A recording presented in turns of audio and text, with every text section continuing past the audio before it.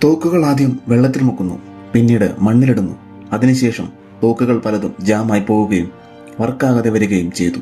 പക്ഷെ ഒരു തോക്ക് മാത്രം പെർഫെക്റ്റായി വർക്ക് ചെയ്തുകൊണ്ടിരുന്നു. അതായിരുന്നു ലോകത്തിലെ ഏറ്റവും ഫേമസ് ഗൺ ആയ AK-47. ആ ഗണ്ണുണ്ടാക്കിയ ആളുടെ പേര് കലാഷ്നിക്കോവ്. അയാൾ ഒരു ടാങ്ക് ഡ്രൈവർ ആയിരുന്നു. ഒരിക്കൽ യുദ്ധത്തിനിടയിൽ അയാൾക്ക് കൈക്ക് പരിക്കേൽക്കുന്നു. ഹോസ്പിറ്റലിലേക്ക് പോകുന്ന വഴി പട്ടാളക്കാരുടെ തോക്കുകൾ പലപ്പോഴും കംപ്ലൈന്റ് ആകുന്നതായും മഴയത്തും മഞ്ഞത്തും ഉപയോഗിക്കാൻ സാധിക്കാത്തവയും ആണെന്ന് കലാഷ്നിക്കോവ് കണ്ടെത്തി. അന്നൊരു പെർഫെക്റ്റ് ഗൺ കണ്ടുപിടിക്കാൻ അയാൾ തീരുമാനിച്ചു. അയാൾ പരിക്ക് ഭേദമായതിനു ശേഷം നേരെ ക്യാമ്പിലെ വർക്ക്ഷോപ്പിലേക്ക് ചെന്ന് തനിക്കൊരു ഗൺ ഉണ്ടാക്കണമെന്ന് പറയുന്നു. അയാൾക്ക് അവിടെ ചെറിയൊരു റൂം ലഭിക്കുന്നു.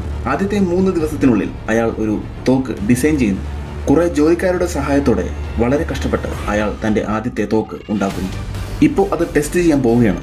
ഒരാൾ തോക്കെടുത്ത് ഒരു ഡ്രമ്മിൽ വെടിവെക്കുന്നു. എല്ലാ ബുള്ളറ്റും ഡ്രം തുളച്ച് പോയിരുന്നു. എല്ലാവരും തോക്കിന്റെ പവറിൽ അത്ഭുതപ്പെടുന്നു. അതിനുശേഷം തോക്കിന് അപ്രൂവൽ ലഭിക്കാൻ കലാഷ്നിക്കോവ് നേരെ ആർമി ഓഫീസിൽ ചെല്ലുന്നു. പക്ഷേ അവിടുത്തെ ഗാർഡ്സ് അയാളുടെ കയ്യിലെ തോക്ക് കണ്ടതും ടെററിസ്റ്റ് ആണെന്ന് തെറ്റിദ്ധരിച്ച് അയാളെ പൂട്ടിയിടുന്നു.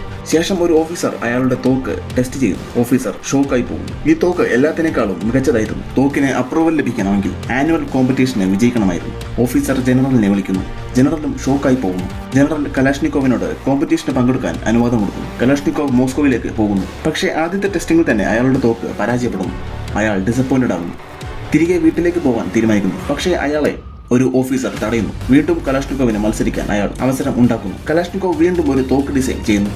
അയാൾ പുതിയൊരു തോക്ക് നിർമ്മിക്കുന്നു. അതിന്റെ ടെസ്റ്റിംഗും വിജയമായിരുന്നു. പക്ഷേ കോമ്പറ്റീഷനിൽ പരാജയപ്പെടുന്നു. ആ സമയത്താണ് ജർമ്മനി യുദ്ധത്തിൽ തോൽവി സമ്മതിച്ചത്. യുദ്ധം അവസാനിച്ചിരിക്കുന്നു. കലാഷ്നിക്കോവ് സങ്കടത്തിലാകുന്നു. ഇനി തന്റെ തോക്ക് ആവശ്യമില്ല എന്ന് അയാൾക്ക് തോന്നി. അയാൾ തന്റെ ഓഫീസറെ കാണും. താൻ തിരികെ പോകുന്നു എന്ന് പറയുന്നു. ആ ഓഫീസർ അയാൾക്കൊരു പേപ്പർ കൊടുക്കുന്നു. അതിൽ തോക്കുകൾ ഇനിയും ആവശ്യമായി വരും എന്നായിരുന്നു. കലാഷ്നിക്കോവ് വീണ്ടും തന്റെ വർക്ക്ഷോപ്പിലേക്ക് പോകുന്നു. പഴയ തെറ്റുകൾ ആവർത്തിക്കാതെ പുതിയൊരു തോക്ക് കണ്ടുപിടിക്കുന്നു. 2 വർഷത്തിന് ശേഷം AK-47 നിർമ്മിക്കപ്പെടുന്നു. തോക്ക് ടെസ്റ്റ് ചെയ്യുന്നു. എല്ലാ ബുള്ളറ്റും കൃത്യമായി ഡ്രമ്മിൽ കൊള്ളുന്നു.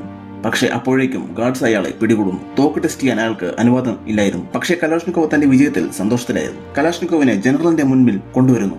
അയാൾ തന്റെ ഗൺ ജനറലിനെ കാണിക്കുന്നു. ജനറൽ അത്ഭുതപ്പെടുന്നു.